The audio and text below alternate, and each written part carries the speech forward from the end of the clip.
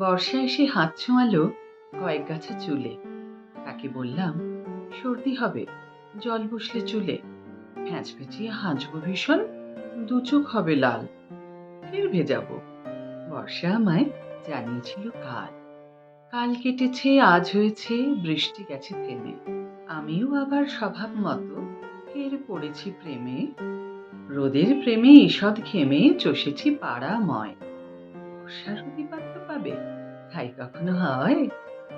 চিলতে হেসে মিথ্যে কেশে খাঁকড়ে নিয়ে গলা, খুচরো গুনে দোকান থেকে কিনেছি হজমোলা। দুপুর থেকে বিকেল হলো, বিকেল থেকে সাঁঝ। বর্ষা বোধহয় ব্যস্ত আছে, তাই এলো না আজ। সন্ধে শেষে নিরুদ্দেশে ছুটিয়ে দিয়ে গাড়ি। এমন সময় মেয়ে আমি একটু আসতে পারি? ঋণ ঋণে এক কণ্ঠ, আমার এই কণ্ঠস্বর চেনা। বর্ষা, ভালে কি ভাবছিলে আজকে আর আসবো না?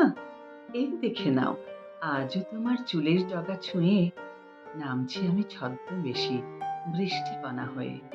ভিজিয়েছে চুল, ভিজিয়েছে চুল, সর্দি কাশি যাই হয়ে যাক তাও।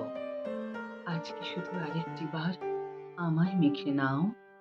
মখমলি সেই স্পর্শ তোমার, কাঁপছে সারা গা। শরীর আমার অবশ, গাড়ি আর যে চলে না। আবছা আলোয় বর্ষাতি নেই, বর্ষা প্রবাহিনী। বর্ষা, আমি আজন্মকাল তোমার কাছে ঋণী। কেউ ডাকেনি এমন করে, যেমন করে ঝড়ো আশ্লিষ্ট আধ ভেজা গায়ে। তাই তো বলি আরো, আর থাকে না হুঁশ, চলে যায় তেপান্তরের মাঠে। বর্ষা তখন আলতো করে স্পর্শ করে ঠোঁটে।